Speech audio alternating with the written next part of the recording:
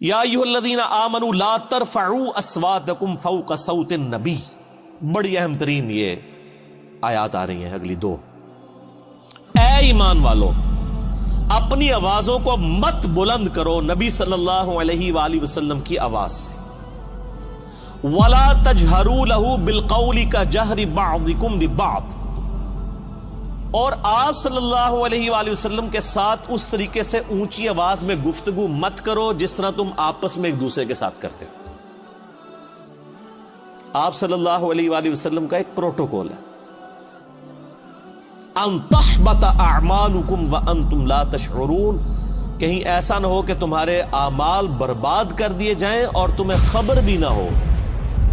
نبی علیہ السلام کی موجودگی میں آواز بلند کرنا یہ اتنا بڑا جرم اور گناہ ہے کہ اعمال بھی اکارت ہو جائیں گے اور تمہیں یہ پتہ بھی نہیں چلے گا کہ تمہارا بیڑا غرق ہو چکا ہے. اور یہ آیت آپ کو پتہ ہے کن لوگوں کے بارے میں نازل ہوئی ہیں جو اس امت کے سب سے بہترین لوگ ہیں؟ حضرت ابو بکر اور حضرت عمر رضی اللہ تعالی عنہما. یہ ان کو اللہ تعالیٰ نے دھمکی لگائی تھی. تو سر ہم اور آپ کس کھیت کی مولی ہیں سر؟ اس کے کانٹیکس میں صحیح بخاری میں امام بخاری ایک حدیث لے کے آئے ہیں. اسی چیپٹر کی انہوں نے ہیڈنگ بنائی ہے، کتاب التفسیر چیپٹر میں صحیح بخاری میں، اور ایک حدیث لے کے آئے ہیں. اور حدیث کے الفاظ ہی بہت رقت انگیز ہے. عبداللہ ابن ابی ملیکہ تابعی کہتے ہیں قریب تھا کہ اس مخلوق کے دو بہترین افراد تباہ و برباد ہو جاتے، یعنی ابو بکر اور عمر.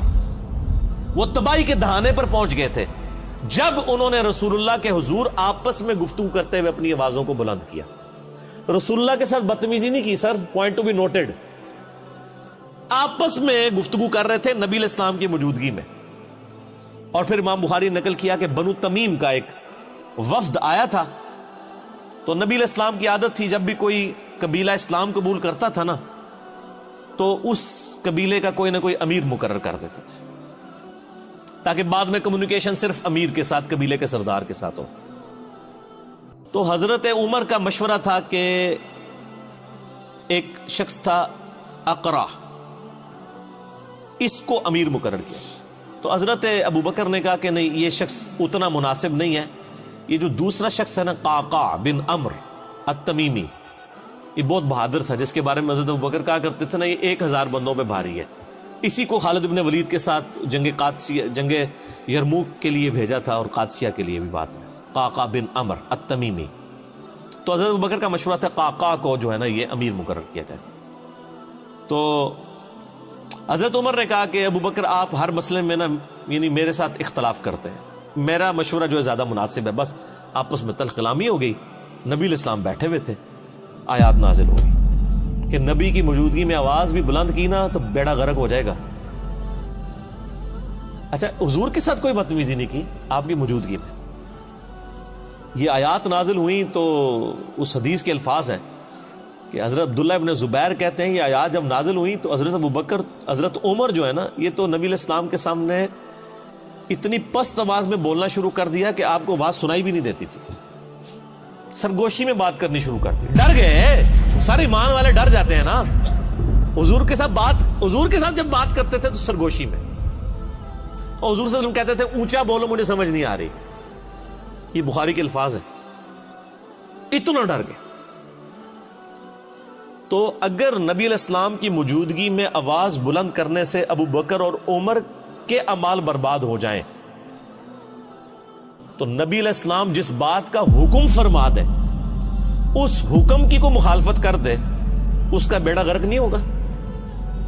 آج ہم کسی کو بتائیں کہ بخاری اور مسلم میں نماز کا طریقہ یہ لکھا ہے کہ نبی علیہ السلام رکوع میں جاتے وقت، رکوع سے اٹھتے وقت رفع الیدین کرتے تھے، اور تم بھی اسی طریقے کے اوپر نماز پڑھو. اور وہ کہ جی میرے بابا جی یہ کہتے ہیں، میرے عالم صاحب یہ کہتے ہیں، میرے ابا جی تہنج پڑھ دینے، تو اس کے اعمال بچ جائیں گے. اگر نبی علیہ السلام کی موجودگی میں آپس میں گفتگو میں آواز بلند کرنا تباہ و برباد کر دے گا اعمال کو، اور نبی علیہ السلام جس بات کا حکم دے رہے ہیں اس سے مخالفت کرنا اس سے 1 کروڑ گنا بڑا جرم.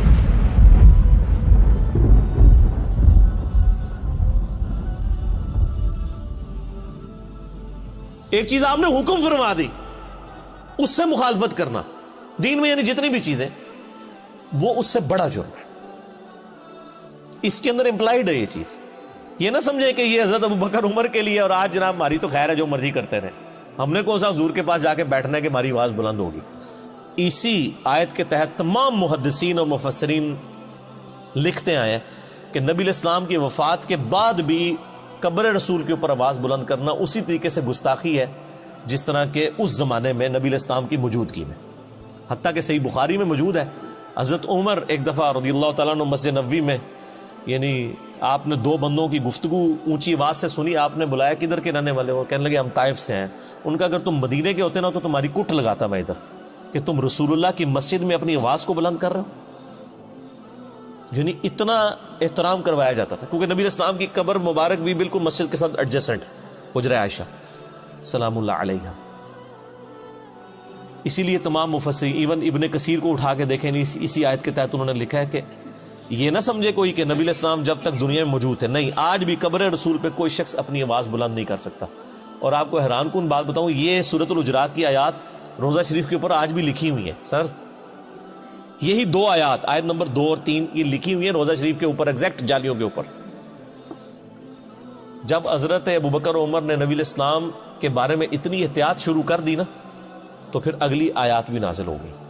ان الذین یغضون اصواتهم عند رسول اللہ, بے شک وہ لوگ جو اپنی آوازوں کو دھیما رکھتے ہیں رسول اللہ کی بارگاہ میں. اولئک الذین امتحن اللہ قلوبهم للتقوی, یہی وہ لوگ ہیں جن کے دلوں کو اللہ نے پرہیزگاری کے لیے چن لیا ہے.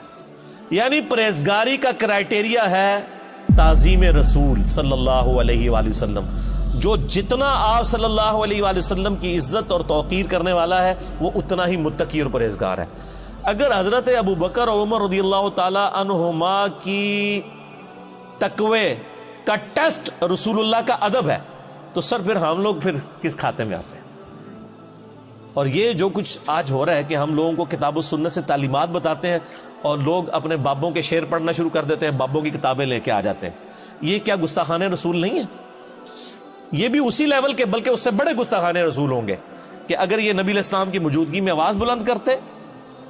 وہ چھوٹا جرم ہے اس مقابلے میں کہ آپ کوئی حکم دیں اور آپ کہیں جی میں نے تو اس پہ نہیں چلنا, میں نے تو اس چیز پہ چلنا. بہت بڑا لمحہ فکر. اسی کے تحت بخاری میں ایک اور حدیث ہے, ایک صحابی کی نیچرلی آواز اونچی تھی. جب یہ آیات نازل ہوئی نا, انہوں نے مسجد میں آنا ہی چھوڑ دیا, سر گھر بیٹھ گئے. نبی علیہ السلام نے پوچھا 3-4 دن ہوئے وہ بندہ نظر نہیں آ رہا, پتہ کرو بیمار ہے کیا ہے. پتہ کرنے گئے تو انہوں نے کہا جی میرے قرآن میں تو آیات نازل ہو گئی کہ جس کی آواز بھی بلند ہوئی تو مارا گیا, تو میری تو آواز ویسے ہی اونچی ہے, تو میں تو پھر وہاں پہ گیا تو میرا تو بیڑا غرق ہو جائے گا. اور وہ یہ سمجھ رہے کہ میرے بارے میں نازل ہوئی ہے, انہوں نے خود ہی ایزیوم کر لیا. نبی علیہ السلام نے پھر پیغام بھجوایا کہ وہ مومن ہے, اس کی آواز نیچرل اونچی ہے, اس کو تیرے بارے میں مسئلہ کوئی نہیں ہے.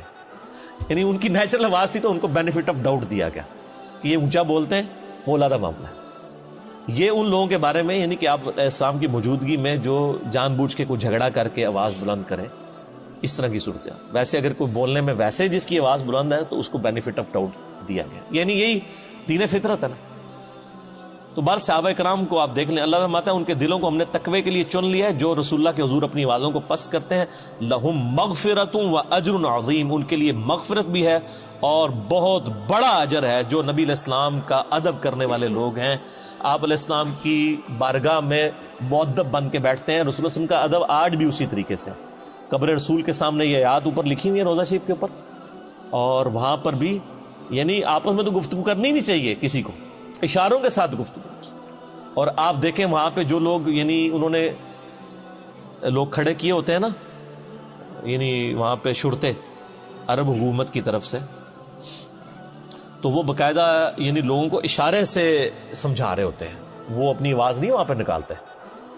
ٹھیک ہے. اور ہمارے ماشاءاللہ پاکستانی اسلام عرض کرنے کے لیے جاتے ہیں نا, تو پھر جالیوں کے سامنے کھڑے ہی ہو جاتے ہیں. وہ یہ بھول جاتے ہیں کہ پیچھے ہزاروں لوگ ہیں جو باب السلام سے داخل ہو کے باب البقیع سے انہوں نے باہر نکلنا ہے. یعنی ایک طرف سے لوگ داخل ہوتے ہیں اور پھر روضہ شریف پہ حاضری دے کے دوسرے دروازے سے باہر نکلنا ہے. اگر بیچ میں لوگ کھڑے ہو جائیں تو پچھلے والوں نے حاضری کیسے دینی ہے؟ تو چند لمحات کے لیے آپ کھڑے ہوں, صلاۃ والسلام عرض کریں, وہ 4 کتابوں میں صحیح سند کے ساتھ آیا ہے، المصنف ابن ابی شیبہ میں، اور الموطا امام مالک میں، سنن الکبریٰ البیہقی میں، اور فضل الصلاۃ علی النبی میں، اور مصنف ابن ابی شیبہ کا نمبر بھی مجھے یاد ہے 11793، کہ عبداللہ بن عمر جب بھی قبر رسول پہ حاضر ہوتے، جب کبھی بھی سفر کا ارادہ کرتے یا واپس آتے تو پہلے مسجد نبوی میں 2 نفل پڑھتے، پھر روضہ شریف پہ آ کے عرض کرتے السلام علیکہ یا رسول اللہ، پھر السلام علیکہ یا ابا بکر، یعنی ساتھ ابو بکر کی قبر کے اوپر رضی اللہ تعالیٰ عنہما، اور پھر سیدنا عمر کی قبر کے اوپر السلام علیکہ یا عمر، اور بعض روایتوں میں آتا ہے السلام علیکہ یا ابتا، میرے باپ آپ پر سلام۔ اور ابو داؤد میں حدیث ہے کہ میری قبر پہ میلہ نہ لگا لینا، دنیا کے کسی بھی حصے میں درود پڑھو گے اللہ تعالیٰ تمہارا درود میرے تک پہنچا دے گا۔ تو درود پڑھنے کے لیے بھی وہاں پہ میلہ نہیں لگایا جا سکتا، وہ لوگ پورا جناب وہ صلاۃ و سلام شروع ہوتے ہیں، پھر وہ آدھا گھنٹہ کھڑے رہتے ہیں، پھر سیلفیاں بنا رہے ہوتے ہیں، پھر ویڈیو ریکارڈ کر رہے ہوتے ہیں، اور سمجھ رہے ہوتے ہیں کہ نیکی کا کام کر رہے ہیں۔ نبی علیہ السلام فرمایا کہ درود و سلام کے لیے بھی میری قبر پہ میلہ نہیں لگانا، یعنی سب سے بہترین کام روضہ شریف پہ کیا ہو سکتا ہے؟ صلاۃ و سلام عرض کرنا۔ درود شریف صحیح مسلم میں حدیث ہے، جو ایک دفعہ درود شریف پڑھے اللہ تعالیٰ اس پہ 10 رحمتیں نازل فرمائے گا۔ سنن نسائی میں موجود ہے 10 رحمتیں بھی نازل فرمائے گا، 10 گناہ بھی معاف کر دے گا، 10 درجات بھی بلند کر دے گا۔ ٹھیک ہے، لیکن فرمایا میری قبر پہ میلہ نہیں لگانا، درود کے لیے بھی سلام عرض کریں، دوسرے سے باہر نکل جائے، باہر بیٹھ کے درود شریف پڑھیں، دنیا کے کسی حصے میں پڑھیں گے سلام پہنچ جائے گا۔ سنن نسائی میں حدیث ہے کہ کچھ فرشتے ہیں جو زمین میں سیاحت کرتے ہیں اور میرے امتیوں کا سلام میرے تک پہنچاتے رہتے ہیں۔ بخاری مسلم میں حدیث ہے جو آپ نماز میں پڑھتے ہیں السلام علیکم ایھا النبی ورحمۃ اللہ وبرکاتہ، السلام علینا وعلی عباد اللہ الصالحین، تو اللہ تعالیٰ زمین و اسمان میں ہر بندے تک جس پہ آپ سلام پڑھ رہے ہیں سلام پہنچ جائے گا۔ السلام علینا وعلی عباد اللہ الصالحین، عباد اللہ الصالحین میں تمام انبیاء، تمام فرشتے، تمام صحابہ اور صحیح العقیدہ جو اولیاء اللہ گزرے ہیں وہ سارے کے سارے شامل ہیں، اللہ تعالیٰ سلام پہنچا۔ بہرحال یہ ایک ڈیٹیل طرف ٹاپک ہے میرا درود شریف پہ، مسئلہ نمبر 56 آپ ڈیٹیل کے ساتھ 2 گھنٹے کا دیکھ لیں، اس میں میں نے کئی ایک احکامات اور بھی بتائے ہیں۔